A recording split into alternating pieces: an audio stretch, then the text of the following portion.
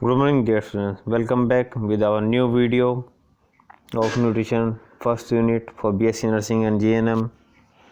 आज हम डिस्कस करने जा रहे हैं national nutrition problem in India. ये एक इम्पोर्टेंट क्वेश्चन है, हर बार फेस करना पड़ता है सभी स्टूडेंट्स को, national nutrition problem in India.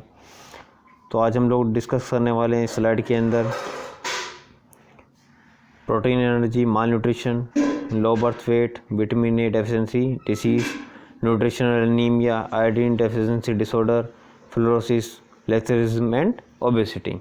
तो ये सभी डिसीज़ हम नेशनल न्यूट्रिशन पॉलिसी के अंदर पढ़ते हैं। ये क्वेश्चन कुछ ऐसे करके आता है, define national nutritional problems in India. तो उसके अंदर आपको ये सभी आंसर के रूप में लिखना है। चलिए एक एक करके हम डिस्कस करते हैं। What is first one? Protein energy mall nutrition. तो प्रोटीन एनर्जी माल न्यूट्रिशन को शॉर्ट फॉर्म में PEM भी लिख देते हैं, बात वही है। ये क्या होता है? Malnutrition is a major nutrition problem worldwide among childrens under 5 years of age in India. वैसे तो पूरे वर्ल्ड के अंदर ही माल न्यूट्रिशन प्रॉब्लम सभी बच्चों के अंदर, स्पेशली 1 साल से 5 साल के बच्चे सफ़र कर रहे हैं। तो भारत भी उनमें से एक ही है। भारत के अंदर भी 5 साल से छोटे बच्चों के अंदर ये बीमारी देखने के लिए मिल जाती है। अब majority of them suffering from various grade of mall nutrition, यानी मुख्य तौर पर ज़्यादातर बच्चे देखा गया है कि डिफरेंट काइंड ऑफ ग्रेड्स कैसे सफ़र कर रहे हैं। ग्रेड्स का मीनिंग हमने माल न्यूट्रिशन को डिफरेंट काइंड ऑफ ग्रेड्स के रूप में बांट लिया है, यानी कैटेगरीज के रूप में बांट लिया है कि कौन सा बच्चा किस सीवियर है, माइल्ड है, मॉडरेट है, किस ग्रेड से सफ़र कर रहा है। यानी the most of children suffering from moderate grade of PEM। अधिकतम बच्चे मॉडरेट ग्रेड में डाले गए हैं। प्रोटीन एनर्जी माल न्यूट्रिशन के अधिकतम बच्चे प्रोटीन एनर्जी माल न्यूट्रिशन के मध्यम ग्रेड के अंदर आते हैं। The prevalence, it means treatment, has increased nowadays due to various programs run by the government of India, for example mid-day meal and various other programs, RCH, MCH program चलाए गए हैं government द्वारा। Immunisation का programme है, वो भी कहीं ना कहीं बच्चों की हेल्थ का ध्यान रखता है। मिड डे मील के अंदर बच्चों को खाने के लिए मिल जाता है स्कूल के अंदर एक बैलेंस डाइट। और भी अदर फैक्टर्स हैं, अवेयरनेस आ गई है कंप्लीट सोसाइटी के अंदर, लोग जागरूक हो गए हैं कि छोटे बच्चों को प्रोटीन की रिक्वायरमेंट ज़्यादा होती है। तो ये सभी भी चीज़ें कहीं ना कहीं इम्पोर्टेंट रखते हैं कि प्रोटीन एनर्जी के केसेस आज की डेट में भारत में कम हो गए हैं। अब हाईली रिस्क ग्रुप, यानी कौन कौन से बच्चे या कौन कौन सा ग्रुप इसके अंदर आ सकता है, किस किस को प्रोटीन एनर्जी माल न्यूट्रिशन हो सकता है। तो सबसे पहले आता है प्रेग्नेंट वुमेंस। तो ये हाईली रिस्क ग्रुप के अंदर फर्स्ट कैटेगरी के अंदर रखा गया। जो भी महिला गर्भवती होती है उनको प्रोटीन एनर्जी माल न्यूट्रिशन हो सकता है। लैक्टेटिंग वुमेंस, जो माताएं दूध पिलाती हैं अपने बच्चों को, उनको ये डिसीज़ हो सकता है। देन इन्फेंट्स होते हैं 1 साल से छोटे बच्चे, तो उनको ये रिस्क होता है। प्री स्कूलर, जो स्कूल नहीं जाते हैं, जो स्कूल जाने से पहले के एज, उनको प्रोटीन एनर्जी माल न्यूट्रिशन होने की टेंडेंसी सबसे ज़्यादा रहती है। एडोलसेंट गर्ल्स, जो गर्ल्स हैं स्पेशली, अभी भारत के कुछ क्षेत्र के अंदर यह माना जाता है कि लड़कियों को बचा कुचा खाना देते हैं, जिसकी वजह से उनके अंदर प्रोटीन एनर्जी की कमी हो जाती है, तो प्रोटीन एनर्जी माल न्यूट्रिशन हो जाता है। देन एल्डरली, जितने बुजुर्ग लोग हैं उनको रिस्क है प्रोटीन एनर्जी माल न्यूट्रिशन होने का। देन सोशल डिप्राइव्ड, जो सोशली जिनको धक्का दे के बाहर निकाल दिया गया है, इधर उधर जो भिखारी के रूप में घूम रहे हैं लोग, बेगर्स हैं, उन सभी को हाईली रिस्क ग्रुप के अंदर रखा गया है। इन सभी पेशेंट्स को, पर्सनस को प्रोटीन एनर्जी माल न्यूट्रिशन होने का सबसे ज़्यादा रिस्क है। Then types of PEM। तो प्रोटीन एनर्जी माल न्यूट्रिशन मुख्य तौर पर 2 प्रकार का होता है, मारिस्मस एंड क्वाइशोरकर। तो first one marasmus, this is due to insufficiency of calorie intake body. It means total kilo calorie शरीर में बच्चे की कम हो जाती हैं। मोस्टली यह disease under 1 year of children के अंदर देखने के लिए मिलती है, यानी 1 साल से छोटे बच्चे के अंदर अगर कैलोरीज का अमाउंट कम हो गया हो तो उस बच्चे को मारिस्मस डिसीज़ का सामना करना पड़ेगा। सेकंड वन है kwashiorkor, this disease is due to the protein deficiency in the body. जब किसी बच्चे के शरीर के अंदर प्रोटीन की कमी हो जाए, प्लेन प्रोटीन, इसके अंदर कैलोरी ऐड नहीं होगा, प्लेन प्रोटीन की कमी हो जाए, तो उस बच्चे को बोलेंगे कि ये बच्चा क्वाइशोरकर डिसीज़ से सफ़र कर रहा है, पीड़ित है। It mostly occur in children between 2 to 3 years of age. यह मुख्य तौर पर 2 से 3 साल के बच्चे में या 2 से 3 साल के मध्य वाले बच्चे में देखने के लिए मिलती है क्वाइशोरकर, जिसके अंदर प्लेन प्रोटीन की कमी होती है। ये बेसिक डिफरेंस है। इसके अंदर आ रहा है प्रोटीन की कमी हो रही, मारिस्मस के अंदर आ रहा है कैलोरी। और आपका मैरिस्मस हो रहा है अंडर 1 ईयर ऑफ एज, और क्वाशोरकर होता है between 2 to 3 years of age. हम इनको सेपरेट करके अलग अलग से पढ़ लेते हैं। फर्स्ट वन है मैरिस्मस। तो मैरिस्मस के अंदर देख लेते हैं। मैरिस्मस के अंदर हमने अभी डिस्कस किया, it is due to the deficiency of calories intake in the body. मुख्य तौर पर यही बात है कि इनसफिशेंसी होगी, बॉडी के अंदर कमी हो गई है किलो कैलोरी की। तो मुख्य तौर से सबसे पहली चीज़ तो यही है। Then common type of PM observe among children below 1 year age, यानी मुख्य तौर पर कॉमनली यही मिलता है कि 1 साल से कम वाले बच्चे के अंदर ज़्यादातर देखने के लिए मैरिस्मस ही मिलता है। Then it is caused by severe deficiency of nearly all the nutrient specially protein and calorie. तो मैरिस्मस के अंदर कैलोरी का बेसिकली मीनिंग होता है एनर्जी। तो बॉडी के अंदर एनर्जी का स्रोत, जैसे प्रोटीन भी है, कार्बोहाइड्रेट भी है, फैट भी है, वैसे तो इन सभी चीज़ का स्रोत कम हो जाए या ना रहे तब पेशेंट के अंदर मैरिस्मस डिसीज़ हो जाएगी। This condition is characterize by extreme wasting of muscles. तो बच्चे के अंदर एक्सट्रीमली वेस्टिंग ऑफ मसल्स देखने के लिए मिलेगा, और डंट एक्सप्रेशन हो जाएगा, ब्लेंड रहता है, मून लाइक फेस हो जाएगा बच्चे का, उसके फेशियल एक्सप्रेशन चेंज नहीं होंगे। तो ये इसका मेन सिम्टम है, muscle wasting and don't expression. तो बच्चे के अंदर कैलोरी की कमी हो गई है, 1 साल से कम का बच्चा है, तो muscle wasting and mainly muscle wasting आप लोग ध्यान रखते हैं, मेन मसल वेस्टिंग इसके अंदर देखने के लिए मिलता है। तो मसल वेस्टिंग इसके अंदर मिल जाएगा आपको। अभी कुछ सिम्टम्स देख लेते हैं मैरिस्मस के। तो ये एक बच्चा आप देख पा रहे हैं, इस बच्चे को आप सिम्टम देख रहे हैं आसानी से, इसको मैरिस्मस हो रखा है।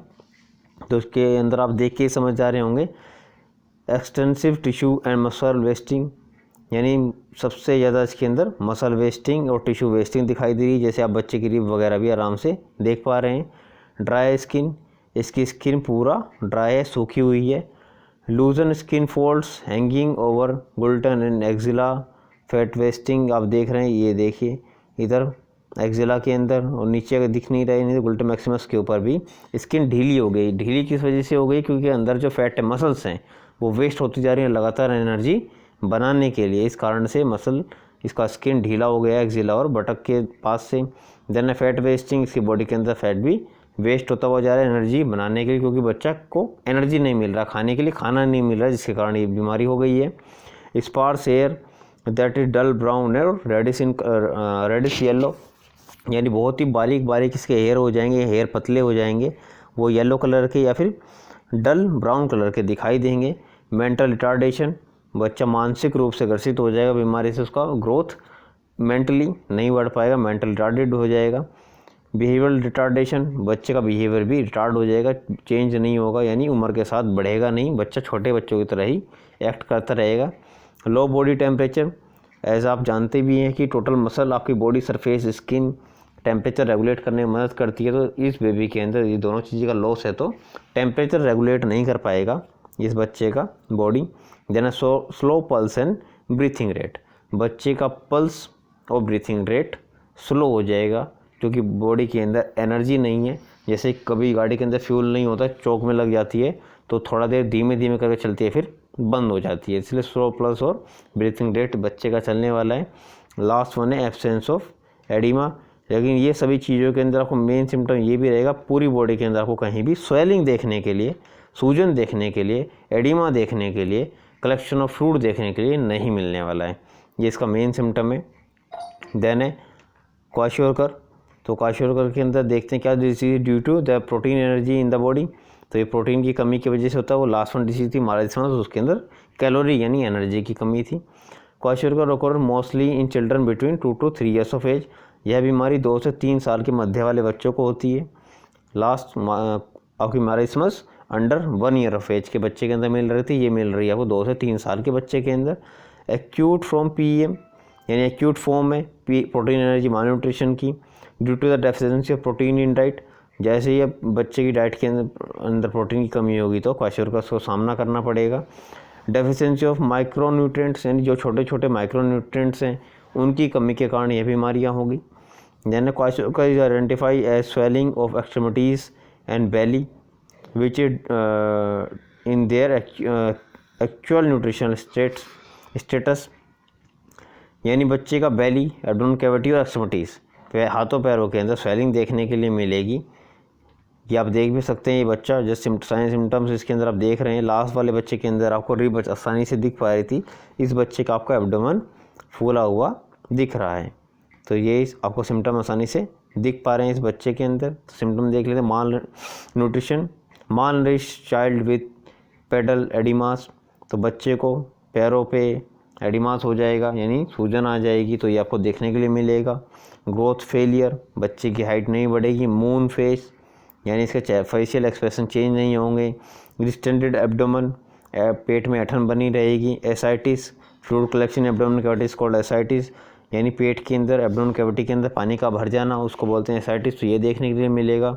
Enlarge liver with fatty, infiltration, thinning of hairs, loss of teeth, skin depigmentation, यानी बच्चे का लीवर बड़ा हो जाएगा।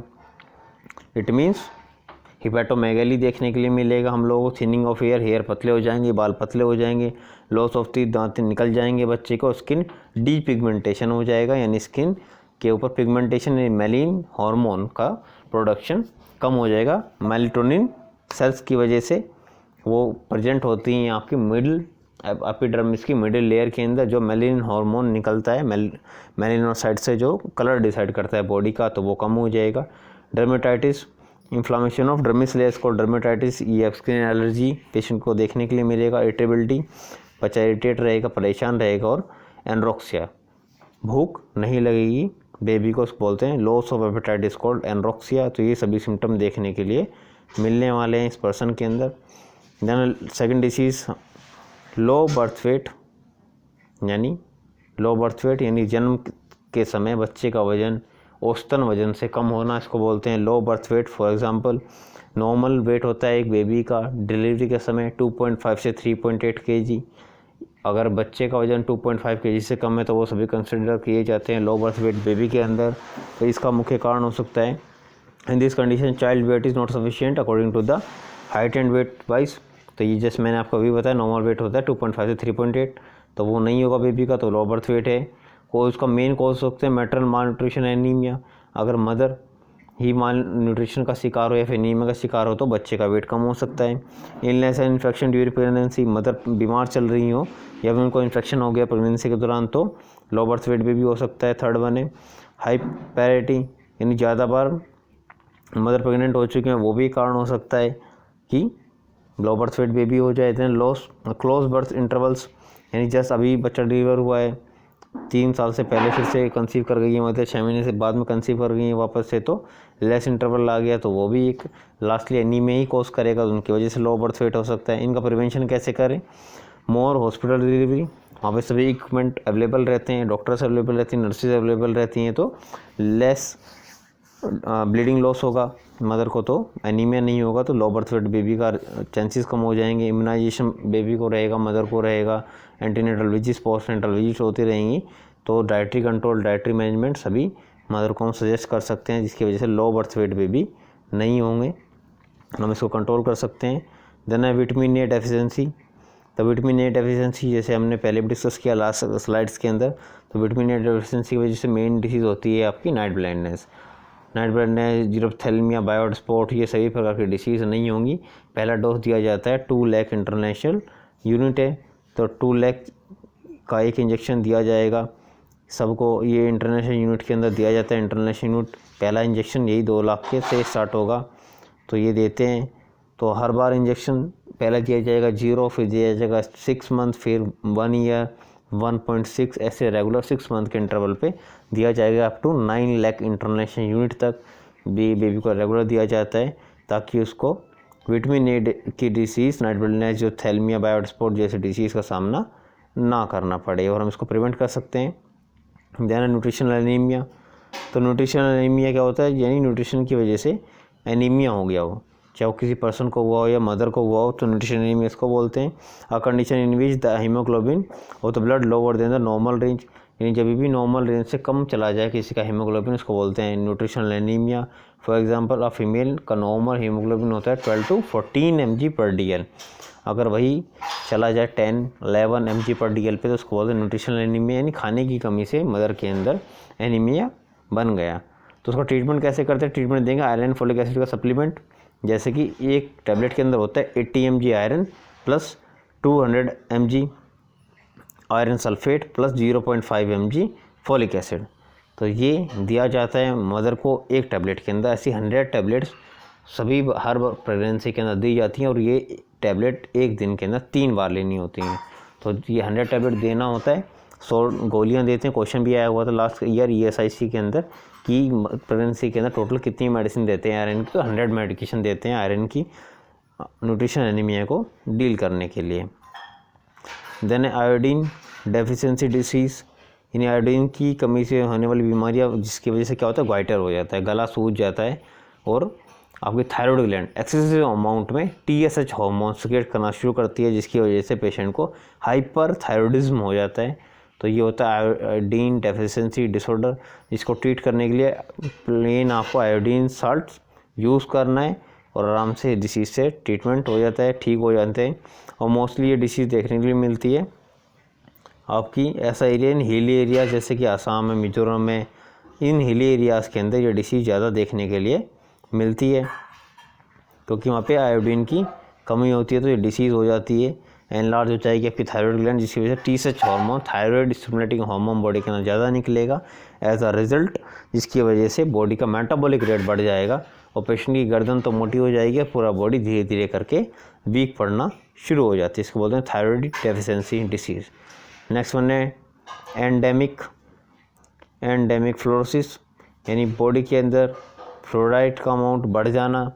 फ्लोराइड एक तरह का कंपाउंड, केमिकल कंपाउंड है। ये मोस्टली ग्राउंड वाटर के अंदर फ्लोराइड मिक्स होता है। फॉर एग्जांपल राजस्थान जैसे के एरिया है, केरला है, हरियाणा है, पंजाब है, इन सभी एरिया के अंदर पानी के अंदर फ्लोराइड की मात्रा ज़्यादा होती है।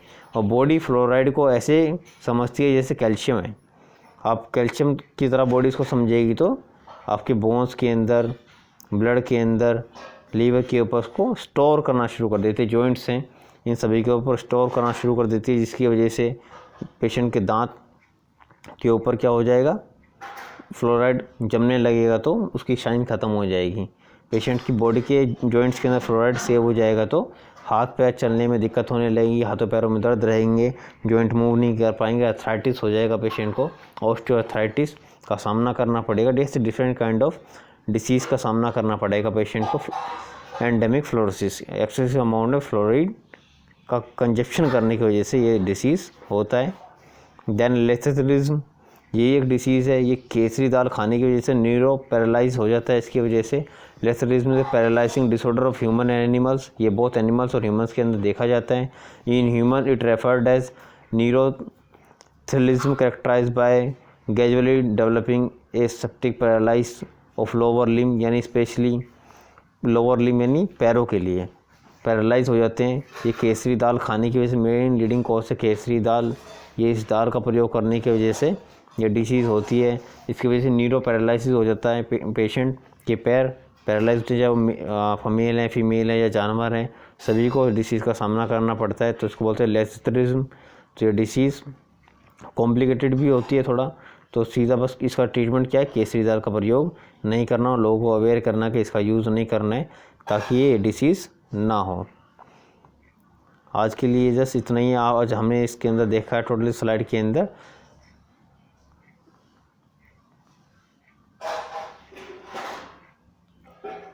National nutrition problem in India. इसके अंदर हमने आज डिस्कस किया आपका प्रोटीन एनर्जी माल